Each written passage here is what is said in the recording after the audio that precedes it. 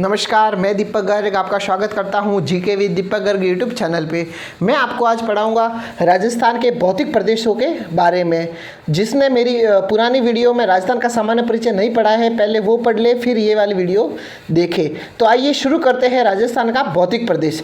मैं राजस्थान का भौतिक प्रदेश शुरू करने से पहले मैं आपको महाद्वीपीय विस्थापन सिद्धांत के बारे में बताऊँगा। इसके बारे में महाद्वीपीय का विस्थापन सिद्धांत, महाद्वीपीय विस्थापन सिद्धांत, महाद्वीपीय विस्थापन सिद्धांत, महाद्वीपीय विस्थापन सिद्धांत। महाद्वीपीय विस्थापन सिद्धांत यह दिया था, ये एक वैज्ञानिक का नाम है अल्फ्रेड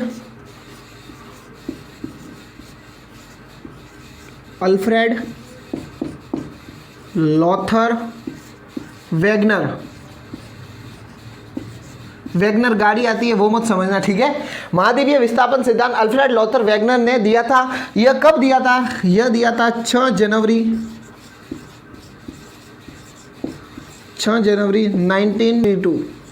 1912 में। कब दिया था? 6 जनवरी 1912 में, ठीक है। और इन्होंने एक पुस्तक अपनी निकाली थी, वह निकाली थी 1915 में। उस पुस्तक का नाम था the origin of continents, the origin of continents and ocean, ठीक है। यह पुस्तक का नाम था किनका? अल्फ्रेड लॉथर वेगनर ने एक पुस्तक निकाली थी, the origin of continents and ocean. कब निकाली थी? 1915 में। और ये जब एक सम्मेलन हुआ था 6 जनवरी 1912 में, तो महाद्वीपीय विस्थापन सिद्धांत वहाँ उन्होंने प्रतिपादित किया था। उस सम्मेलन में इन्होंने बताया कि जो आज नॉर्थ अमेरिका है, जैसे देखो मैं आपको बताता हूँ, ये नॉर्थ अमेरिका है, ये साउथ अमेरिका है, फिर यहाँ से हम यूरोप है,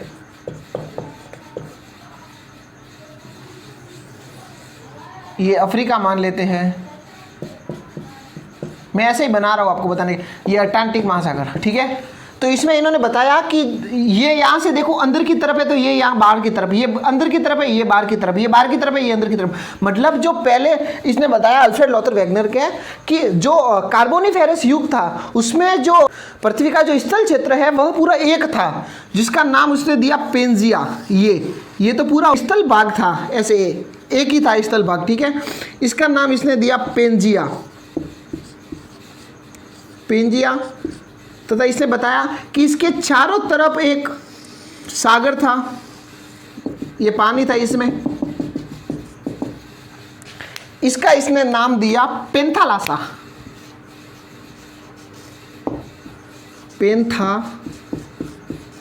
क्या नाम दिया? पेंथालासा। फिर क्या हुआ? धीरे धीरे पृथ्वी के इस भू क्षेत्र में बारिश आने लगी।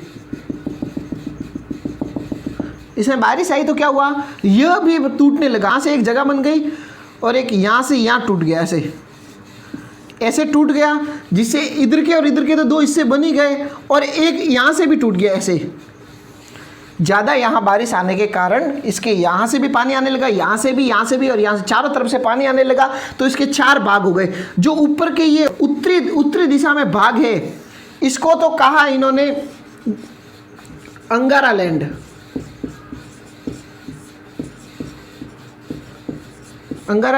जो नीचे ये भाग है दक्षिणी, इसका नाम इन्होंने दिया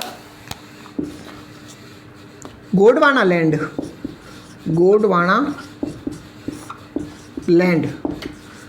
ठीक है। इन्होंने ये बताया कि पहले एक पूरा जो पृथ्वी का भू क्षेत्र है एक जगह ही था, अलग अलग बिखरे हुए नहीं थे। आज तो सात महाद्वीप है, सब अलग अलग है, बीच में पानी है। पहले नहीं था, पहले एक ही जगह था, उसके चारों तरफ पानी था। फिर क्या हुआ, ज्यादा बारिश आने के कारण पेंजिया महाद्वीप में बाढ़ आ गई, फिर यहाँ से भी पानी आने लगा, यहाँ से भी पानी और यहाँ से भी पानी, ठीक है। तो इससे ये टूट गया और इसके 4 हिस्से हो गए। फिर ऊपर का हिस्सा को तो नाम दिया अंगारा लैंड, तो निचले हिस्से को दिया गोंडवाना लैंड। जो अंगारा लैंड के, ये अगर बोलते हैं कि नॉर्थ अमेरिका किसका भाग है तो अंगारा लैंड का, क्योंकि ऊपर है ये अंगारा लैंड का, ये भी अंगारा लैंड का, यूरोप भी। और ये जो गोंडवाना साउथ अमेरिका है, गोंडवाना लैंड का है, ठीक है। जर्मनी में फ्रैंकफर्ट पड़ता है, वहाँ पे सम्मेलन हुआ था। वहाँ पे इसने अल्फ्रेड लॉथर फैगनर ने महाद्वीपीय विस्तार सिद्धांत का प्रतिपादन किया था। इसने कहा कि ये चीज़ें हैं, पहले पेंजिया था, सब एक ही जगह था, फिर बाढ़ आने के कारण सब बिखर गए। इसलिए देखो, अब आप जब विश्व का भूगोल पढ़ोगे ना, तो उसमें आप मैप उठा के देख लेना, आपको मैप में ऐसे ही मिलेगा। जैसे कि अगर north America, Europe, south Africa वगैरह सब आपको ऐसे मिलेगी कि एक तरफ अगर ऐसे है तो एक तरफ ऐसे होगा, मतलब बाहर निकला हुआ होगा, एक तरफ से अंदर गया हुआ होगा तो एक तरफ से बाहर, जैसे वो यहाँ से मिल जाए। यहाँ से देखो, अगर अंदर है तो यहाँ से बाहर है, तो ये से मिल सकता है, यहाँ से अंदर है तो यहाँ से बाहर है, तो ये ऐसे मिल सकता है, ठीक है। अब मैं आपको पढ़ाऊंगा राजस्थान के भौतिक प्रदेशों के बारे में। राजस्थान के भौतिक प्रदेशों को सर्वप्रथम जिसने बांटा था वह व्यक्ति था V.C. मिश्रा। राजस्थान के भौतिक प्रदेशों में बांटने वाला पहला व्यक्ति था V.C. मिश्रा। इसने 7 भौतिक प्रदेशों में राजस्थान को बांटा, ठीक है। दूसरी बार बांटा था S.K. सेन ने 1968 में बांटा था 3 भौतिक प्रदेशों के बाद। तीसरी बार बांटा था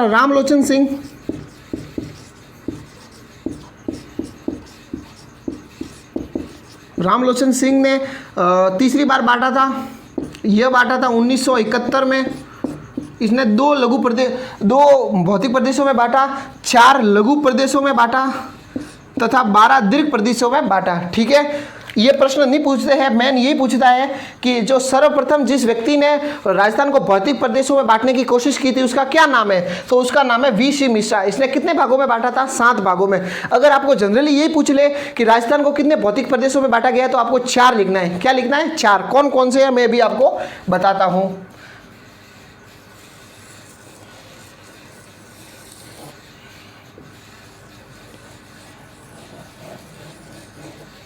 ठीक है, ये राजस्थान का नक्शा है।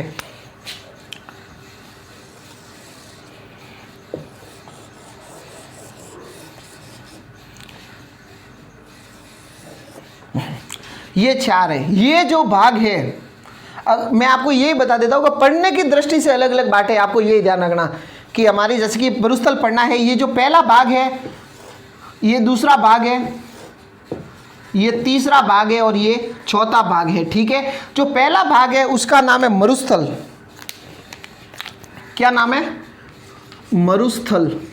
पहले भौतिक प्रदेश का नाम है मरुस्थल, दूसरे का नाम है अरावली,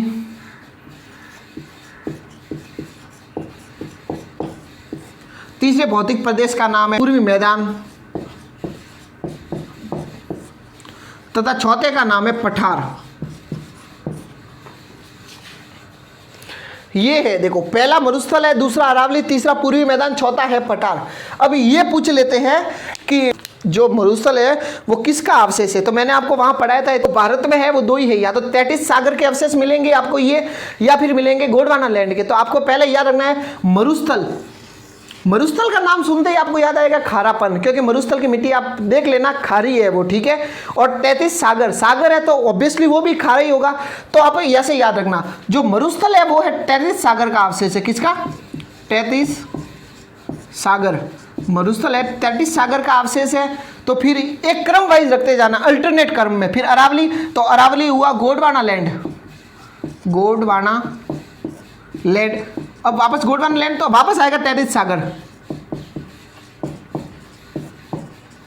33 सागर। अब 33 सागर आ गया तो वापस क्या आएगा, गोंडवाना लैंड।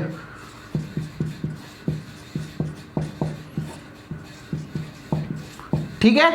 पूछ ले आपको कि सामान्यतः राजस्थान को कितने भौतिक प्रदेशों में बांटा गया है? तो 4 भौतिक प्रदेशों में बांटा गया है।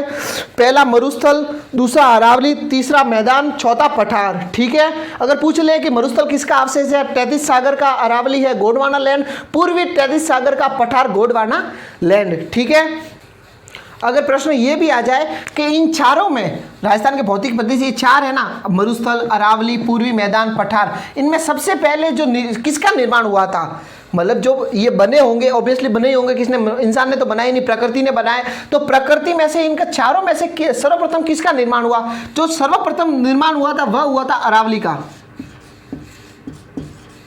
अरावली का। फिर हुआ पठार का, निर्माण के क्रम में बात कर रहे हैं। ठीक है, अरावली का, पठार का, तीसरा है मैदान का,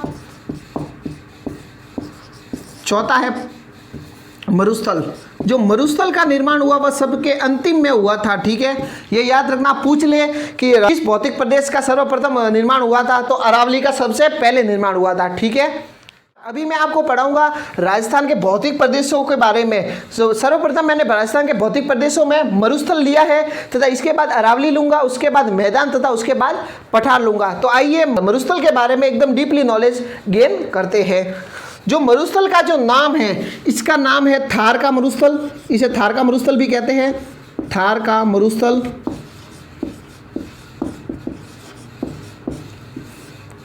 इसे उत्तरी पश्चिमी मरुस्थल भी कहते हैं, उत्तरी पश्चिमी मरुस्थल भी कहते हैं, तथा इसे थली भी कहते हैं। यह राजस्थान में इसके 3 नाम हैं। कौन कौन से? थार का मरुस्थल, उत्तरी पश्चिमी का मरुस्थल तथा थली भी कहते हैं। यह मरुस्थल 2 देशों में फैला हुआ है। पहला है पाकिस्तान, दूसरा है भारत। ठीक है, पहला है पाकिस्तान तथा दूसरा है भारत। भारत के ये 4 राज्यों में फैला हुआ है। भारत के कौन कौन से राज्य? पंजाब, हरियाणा, राजस्थान तथा गुजरात। ये 4 राज्यों में फैला हुआ है, पर हमें तो मतलब है राजस्थान से। ठीक है, तथा पाकिस्तान में मरुस्थल को कहते हैं चौलिस्तान। क्या कहते हैं? चौलिस्तान। इसके ऊपर गाना भी है, चोली के पीछे क्या है, वो आप मत देखना। अब ये देखो कि चौलिस्तान कहते हैं। अब हमें मतलब है राजस्थान से, तो राजस्थान में है। राजस्थान में जो मरुस्थल फैला हुआ है वह 12 जिलों में फैला हुआ है। आप सिरोही को मत जोड़ना, ठीक है, बाकी सब में फैला हुआ है। राजस्थान में मरुस्थल 12 जिलों में फैला हुआ है। ठीक है, तथा इसका जो कुल क्षेत्रफल है वह है 2 लाख। इस मरुस्थल का कुल क्षेत्रफल है 2,33,000 वर्ग किलोमीटर। ये कुल क्षेत्रफल है 2,33,000 वर्ग किलोमीटर। इसमें से जो राजस्थान में है वह है 1,75,000। पूछ ले मरुस्थल का कुल क्षेत्रफल कितना है, तब तो आप बोल देना कि 2,33,000। अगर ये पूछ ले कि मरुस्थल का जो राजस्थान में कितना क्षेत्रफल है, तो 1,75,000 वर्ग किलोमीटर ये क्षेत्रफल है राजस्थान में। ठीक है, तो ये पूछ ले कि भारत का जो कुल मरुस्थल है उसका कितना प्रतिशत राजस्थान में है, तो है 58.68%। कितना? 58.68। तथा मैंने आपको बताया था कि इसके बाद जो है मरुस्थल के बाद ये अरावली है। ठीक है, तो यहाँ जो भाग बचता है ना, तो वहाँ से ऐसे ऐसे आगे भी चला गया है थोड़ा, अरावली के उस साइड भी। ये अरावली के पश्चिमी दिशा में बात कर रहा हूँ मैं। ये इस तरफ अरावली रह गई, तथा इस तरफ मैंने वो नक्शे में आपको बताया था। ठीक है, तथा नक्शा इधर भी होगा। तो अरावली के थोड़ा उस साइड भी थोड़ा हिस्सा चला गया है। तो अगर टोटल की बात करें कि राजस्थान में कितना प्रतिशत मरुस्थल है, तो 61.11%। तथा अगर ये पूछ ले कि अरावली के पश्चिमी दिशा में कितना मरुस्थल है, तो 58.68%। एक नाम आता है मार्च। मार्च का मतलब क्या होता है? मार्च का मतलब शुरुआत करना या आगे बढ़ना होता है। ठीक है, तो ऐसे ही एक नाम है रेगिस्तान का मार्च। आपने नाम शायद सुना होगा कि रेगिस्तान का मार्च। रेगिस्तान का मार्च। मैंने अभी आपको कहा ना कि ये मरुस्थल आगे बढ़ रहा है, तो रेगिस्तान का मार्च मतलब रेगिस्तान मतलब मरुस्थल को जो आगे बढ़ाने का काम कर रहा है वह कौन सा गांव है? जैसलमेर का एक गांव है नाचना गांव।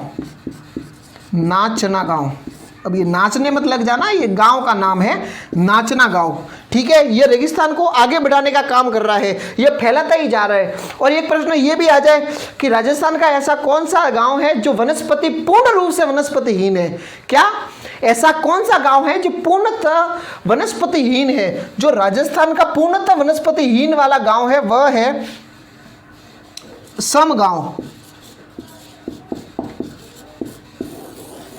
सम गांव कौन सा? यह पूर्णतः वनस्पतिहीन है, पूर्णतः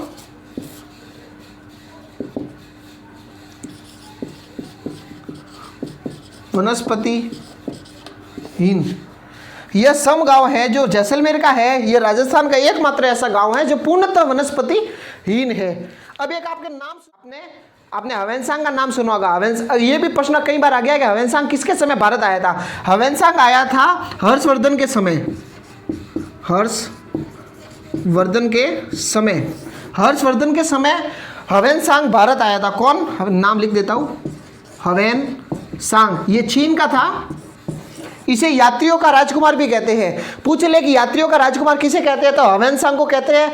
ये भारत किसके समय आया था? हर्षवर्धन के समय आया था। तथा ये राजस्थान में भी हवेनसांग आया था। ये चीन व्यक्ति है, ये राजस्थान में आया था। राजस्थान में बीनमाल में आया था। ये कहाँ आया था? बीनमाल। यह राजस्थान में बीनमाल में आया था। तथा बीनमाल में आकर इसने मरुस्थल के लिए एक शब्द प्रयोग में लिया था। इसने मरुस्थल को मरुस्थल नहीं कहा, इसने कहा था, इसने गुर्जर यात्रा बोला था। अब वो पता नहीं इसने ये क्यों बोला, शायद गुर्जर जाति वहां पे रहती होगी तो इसलिए इसने गुर्जर यात्रा बोल दिया।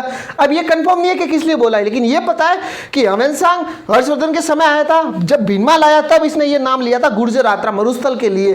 पूछ ले आपको कि हवेनसांग ने मरुस्थल के लिए किस नाम का प्रयोग किया है, तो गुर्जर यात्रा। ये कहाँ आया था? बीनमाल आया था, हर्षवर्धन के समय आया था।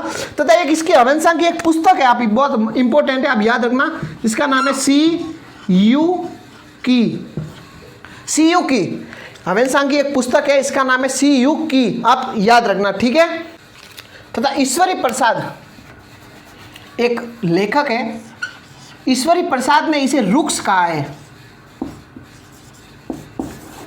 पूछ ले कि मरुस्थल को रुक्स किसने कहा है, तो ईश्वरी प्रसाद। क्या नाम है? ईश्वरी प्रसाद। ईश्वरी प्रसाद।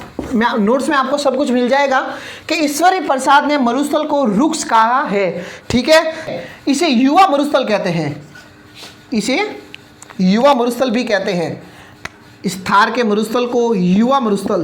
पूछ ले कि युवा मरुस्थल किसे कहते हैं, तो थार के मरुस्थल या उत्तरी पश्चिमी का मरुस्थल। इस मरुस्थल को, थार के मरुस्थल को युवा मरुस्थल भी कहा जाता है। ठीक है। तथा जो ये मरुस्थल है, अब वापिस इसको दो भागों में बांटा गया है। युवा मरुस्थल या उत्तर पश्चिम का मरुस्थल या थार का मरुस्थल या थली कहे, इसको दो भागों में बांटा गया है। इस मरुस्थल को दो भागों में बांटा गया है। पहला तो नाम है शुष्क मरुस्थल, शुष्क मरुस्थल। दूसरा नाम है अर्ध शुष्क मरुस्थल, अर्ध शुष्क मरुस्थल। नेक्स्ट वीडियो में हम पढ़ेंगे शुष्क मरुस्थल तथा अर्ध शुष्क मरुस्थल। शुष्क मरुस्थल को भी दो भागों में बांटा गया है तथा अर्ध शुष्क को भी बांटा गया है। इसके बारे में हम नेक्स्ट वीडियो में पढ़ेंगे। आज के लिए इतना काफ़ी है। अगर आपने इस वीडियो से कुछ गेन किया है, उसकी नॉलेज गेन किया है तथा आपने कुछ सीखा है, तो आप वीडियो को सब्सक्राइब करें तथा लाइक करें तथा कमेंट करना ना भूलें। धन्यवाद। मिलते हैं नेक्स्ट वीडियो में।